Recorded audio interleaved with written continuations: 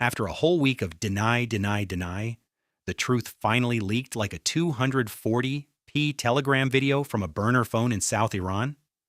The Iranian schools, the primary girls' schools, have y'all learned absolutely nothing about the propaganda war? The Pentagon's official line was that the United States doesn't target civilians. Their logic: why didn't they shut down the schools? There's an IRGC shed 100 meters away.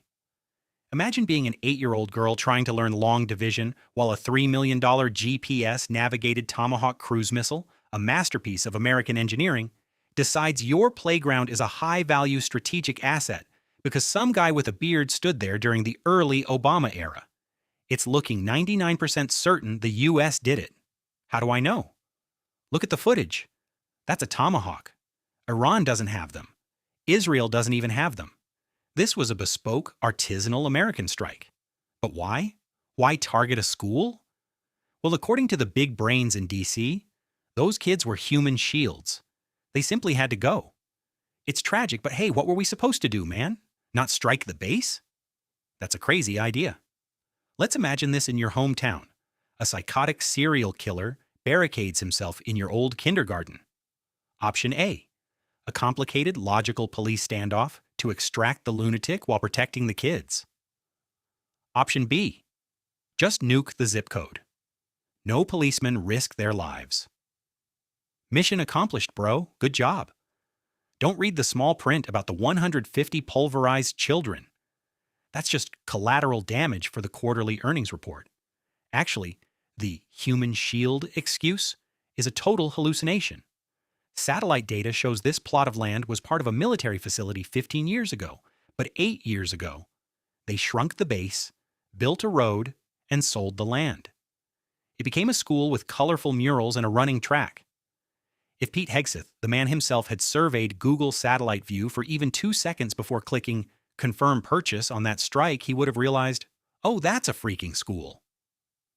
But hey, why use fresh intel when you can use 20-year-old George Bush-era scraps while speed-running World War III?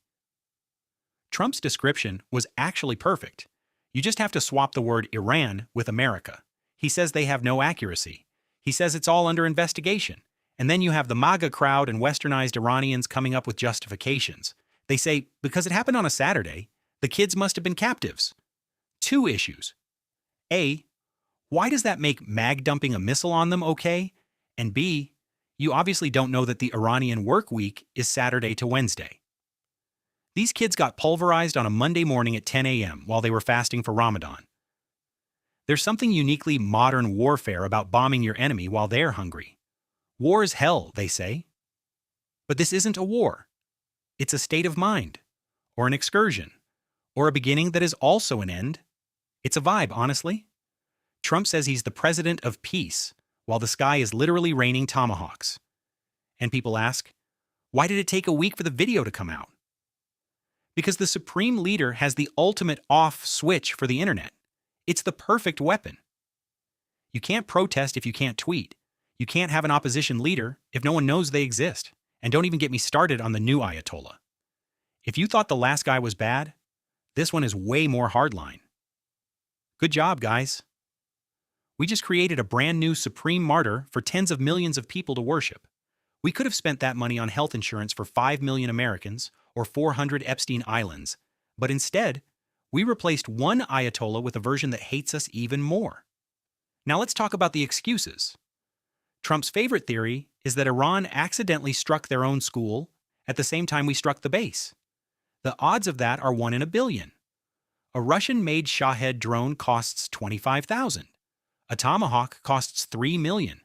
It's like saying a guy with a slingshot accidentally hit the same target as a sniper with a thermal scope at the exact same millisecond. Only Joe Rogan could buy that theory. And then the pivot, well, maybe we sold the Tomahawk to Iran, so it's still their fault. Classic. First you deny, then you justify, then you go silent until everyone forgets, because our brains are rotting from too much internet slop. We're witnessing a mini AI slop war. Specialists in DC and Tehran are literally typing prompts into Sora AI to see who can make the most emotional propaganda. Why are we surprised? Look at the history. Look at the behavior.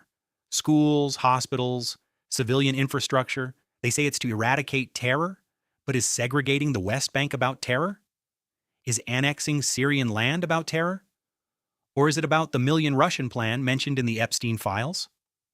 Yeah, Epstein again. He was the ultimate matchmaker for the military-industrial complex. He hooked up Israeli Prime Minister. Yeah, Epstein again. He was the ultimate matchmaker for the military-industrial complex. He hooked up Israeli prime ministers with the tech bros like Peter Thiel.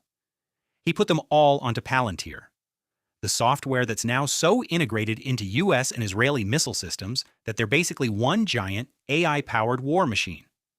Epstein was best mates with presidents and PMs. He bridged the gap. Now Trump is appointing people like Erica Cook and serving the interests of companies whose toes curl in happiness every time a new conflict starts. This is the first time in history the US is openly fighting alongside Israel as a big, happy family. Every other president since the 80s told Bibi no when he asked to bomb Iran. Trump said sure, because his backers are the ones building the missiles. J.D. Vance is currently in a bunker somewhere, probably hiding so he doesn't get any war crime cooties on him before his 2028 run. Elon and Peter Thiel need him clean for the next cycle. Meanwhile, the American public gets nothing. Gas prices are skyrocketing. But hey, don't worry. American oil companies are about to be wealthy beyond their wildest dreams. Every soldier sacrifice is just a direct deposit into a billionaire's portfolio. Take comfort in the fact that while the Strait of Hormuz is a burning wreck, your favorite politicians' donors are cashing in. This isn't a one-off. It's been happening for 25 years.